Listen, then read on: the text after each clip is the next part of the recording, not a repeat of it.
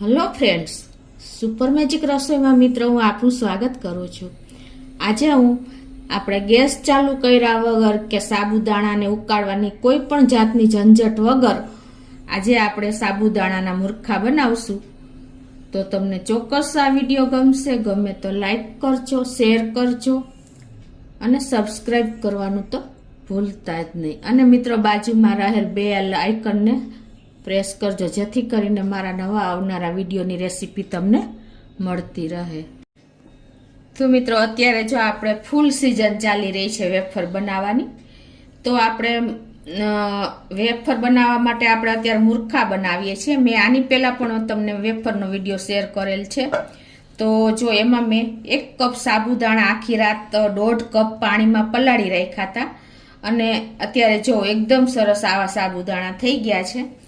અને એની સામે મેં 2 મોટા બટેટા બાફીને તૈયાર કરી લીધા છે અને થોડી એવી આપણે અડધો બંચ જેવી ધાણા ભાજી સમારી લીધી છે અને 1.5 ટેબલ સ્પૂન જેવું આપણે ચીલી ફ્લેક્સ લીધું છે અને મીઠું જોશે મિત્રો, અને થોડું એવું આપણે લગાવવા માટે તેલ લેશું।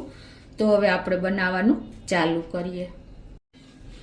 તો મિત્રો જો આ સાબુદાણાને મેં તમને કીધું એમ પરફેક્ટ મેજરમેન્ટ સાથે જ મેં તમને આ બધું બતાવ્યું છે કે 1 કપ સાબુદાણામાં મેં 1.5 કપ પાણી નાખ્યું હતું અને આખી રાત પલાળ્યા છે। તમે આખી રાત ન પલાળવા હોય ને તો તમે 6 થી 7 કલાક પણ પલાળી શકો છો, તો પણ તમારા સાબુદાણા સરસ પલળી જશે। અને જરા પણ જો પાણી પણ નથી રહ્યું, તમને બતાવી પણ દઉં કે એક ટીપું પાણી તમને જોવા નહીં મળે। જો ક્યાંય છે પાણી, જો સાવ કોરા કોરા દાણા આપણા થઈ ગયા છે। તો પહેલાં તો હવે આપણે જે આ બટેટા બોઇલ કર્યા છે ને એને આપણે નાની એવી ખમણીમાં ખમણી લેશું। તો આ રીતે આપણે આ ખમણવાનું રીઝન એ છે કે મિત્રો તમારે જરા પણ લમ્સ ફ્રી આપણું આ બટેટાનો માવો તૈયાર થશે। જો તમે મેશ કરશો ને તો કદાચ લમ્સ બટેટાના પીસ રહી જાય ને તો તમારે સરખા આપણે મુરખા નથી પડતા, તમને ખ્યાલ જ હોય છે। એટલે હંમેશા તમારે આ રીતે મેશ કરવાને બદલે તમારે ખમણી લેવા, એટલે એકદમ સરસ માવો તૈયાર થાય છે। તો આ રીતે જો આપણે બટેટાને ખમણી લીધા છે અને હવે આપણે આ જે સાબુદાણા છે ને એમાં જ આપણે આ માવો નાખી દેશું। અને સાબુદાણા મેં તમને કીધું એમ એકદમ દાણો જો કોરો કોરો છે, તમને ખ્યાલ આવી જતો હશે, બિલકુલ પાણી ટીપું નથી રહ્યું। અને હવે આ માવો આપણે આમાં નાખીને અને મિક્સ કરી લેશું। આમાં તમારે થોડુંક મોટું વાસણ લેવાનું, આ રીતે આપણે બટેટાનો અને સાબુદાણાને મેશ કરી લેશું હાથેથી જ, એકદમ સરસ આપણે તૈયાર કરી લેશું। આ રીતે આપણે મેશ કરી લેવાના છે, એકદમ સરસ મિક્સ કરી લેવાના છે। અને તમને મિત્રો મેં જો આપણે સાબુદાણાને આખી રાત પલાળ્યા છે ને એટલે એકદમ સરસ આપણો દાણો જો મેશ થઈ જાય છે। આટલા આપણા સાબુદાણા પરફેક્ટ પલળવા જોઈએ। 1 કપ સાબુદાણા સાથે આપણે 1.5 કપ પાણી પરફેક્ટ મેજરમેન્ટ છે, એટલે તમારા સાબુદાણામાં કોઈ કચાશ નહીં રહે। તો આ મેજરમેન્ટ સાથે જ તમારે કરવાનું છે। તમે બટેટા બોઇલ કરેલા વધારે નાખી શકો છો। આ રીતે જો આપણે મિક્સ કરશું ને એટલે સાબુદાણા અમુક એકદમ મેશ થઈ જશે ને અમુક એવા આપણે દાણા જ ફોર્મમાં દેખાશે, એટલે સરસ લુક પણ આવશે આપણે મુરખામાં। હવે એમાં આપણે મેં અડધી બંચ જેવું ધાણા ભાજી ઝીણી સમારી છે એ નાખી દેશું અને આ 1.5 ટેબલ સ્પૂન જેવા ચીલી ફ્લેક્સ છે। તમારે જો બાળકોને આપવા હોય તો તમે ચીલી ફ્લેક્સ એવોઇડ કરી શકો છો। અને ટેસ્ટ એકોર્ડિંગ આપણે 1 ચમચી જેવું મીઠું નાખી દેશું।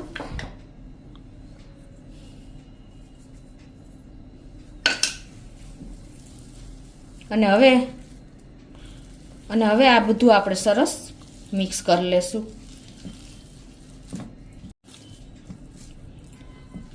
તો મિત્રો જો આ રીતે આપણે એકદમ ડો ફોર્મ આવી જાય ને ત્યાં સુધી મિક્સ કરી લેવાનું છે।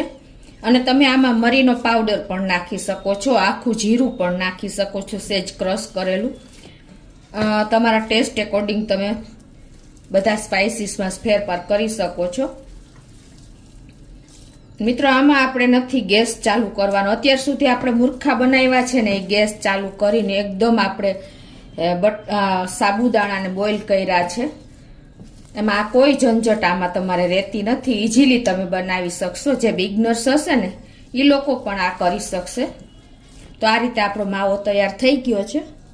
તો હવે આ આપણે મૂર્ખા બનાવવા માટે તમે પોલિથીન બેગ કે જીપ બેગ કાંઈ પણ લઈ શકો છો. એમાં તમને ઇઝી પડશે અને એમાં તમારે ખાલી હોલ કરીને અને ઇઝીલી તમે તૈયાર કરી શકશો.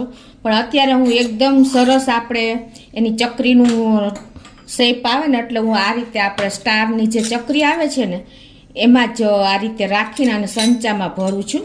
એટલે એકદમ સરસ એનો શેપ સરસ આવે છે. તો પહેલાં તો આપણે આ સંચાને અને ચકરીને સેજ તેલવાળો હાથ લગાવી દેશું. ઓઇલ કરી લેશું ગ્રીસ કરીને.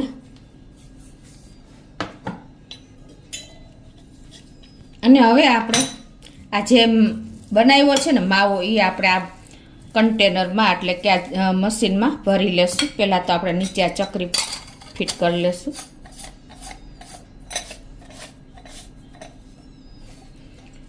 અને આપણે જે અંદર ગ્રીસ કરી લીધું છે તો આ રીતે આપણે આખો સિલિન્ડર ભરી લેશું માવાથી.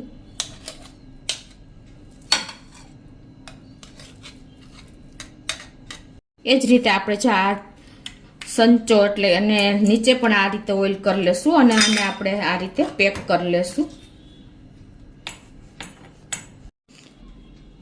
તો મિત્રો આ પછી તમારે જે આપણે મૂર્ખા પાડવા માટે પ્લાસ્ટિક લેવાનું છે.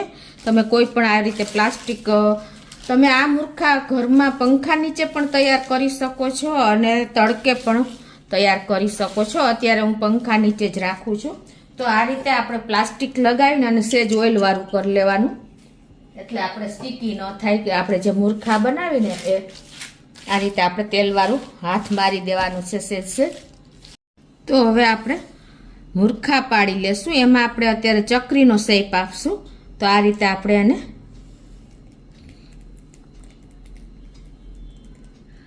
સેજ આપણે આવી રીતે થોડી થોડી ડિસ્ટન્સ ચકરી પાડી લેશું અને થોડીક આપણે આવી રીતે જાડી ચકરી અને નજીક નજીક પડશે ને એ રીતે આપણે રાખવાની છે.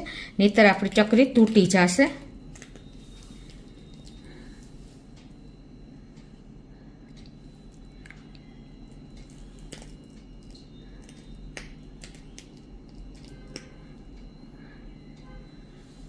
તો આ રીતે આપણે બધી ચકરી પાડી લેશું મૂર્ખા.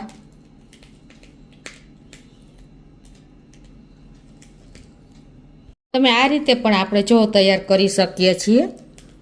આવી રીતે તમે તૈયાર કરશો ને નાના નાના તો પણ ઝડપથી તમારે સુકાઈ જશે. તમે કોઈ પણ ફોર્મમાં તૈયાર કરી શકો છો. તો એ જ રીતે જો તમે આ રીતે જાડું જબલું લેવાનું છે કે આપણે ચીપ બેગ આવે ને એ પણ લઈ શકો છો. એને પણ આપણે અંદરથી આ રીતે ગ્રીસ કરી લેવાનું છે ઓઇલથી. અને હવે એમાં આપણે આ બેટર પણ ભરી લઈએ. તમને બેય પણ બતાવી દઉં. જે આપણે સંચામાં પણ પાડીએ અને આ રીતે પોલિથીન બેગમાં કે જીપ બેગમાં પણ તમને બતાવું. તો આ રીતે જો તમે આપણે જીપ બેગ કે પોલિથીન બેગમાં ભરી અને પછી તમારે જો મોટું જબલું હોય તો આ રીતે ગાંઠ વાર દેવાની. નહીં તો રબરથી તમારે પણ એકદમ પેક કરી શકો છો.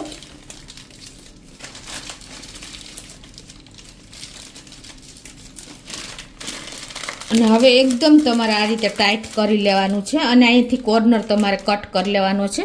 સેજ મોટો કોર્નર કટ કરવાનો એટલે તમે આપણે જે ચકરીનો ફોર્મ આપશું ને એ એકદમ સરસ તૂટે નહીં. આ રીતે આપણે નાનું એવું હોલ કરી લેશું. હવે એને છે આપણે આ રીતે ચકરીનો શેપ આપી દેશું.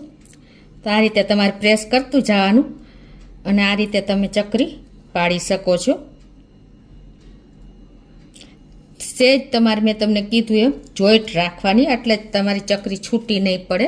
તમારે જેવડી સાઈઝની બનાવી હશે ને એવડી થશે. પોલિથીન બેગમાં તમને ઈઝી પડશે સંચા કરતા.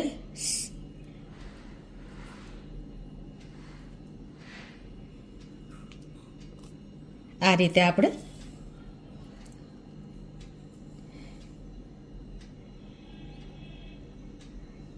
એકદમ સરસ શેપ આવી જશે.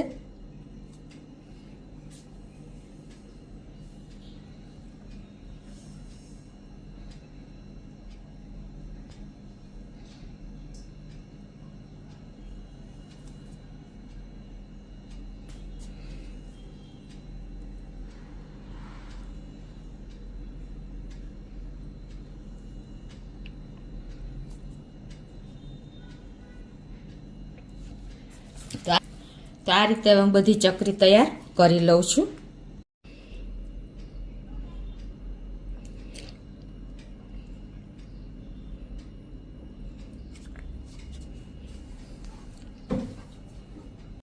તો આ રીતે જો મેં બધા મૂર્ખા ચકરી શેપમાં પાડી લીધા છે.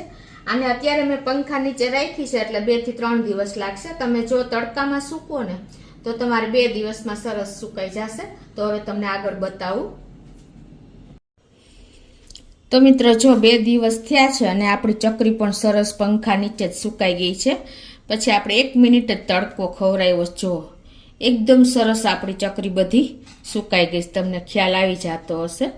હવે આ બાજુ મેં તેલ પણ ગરમ કરવા મૂકી દીધું છે અને આપણું તેલ પણ ગરમ થઈ ગયું છે. તો હવે આપણે ચકરીને તળી લેશું.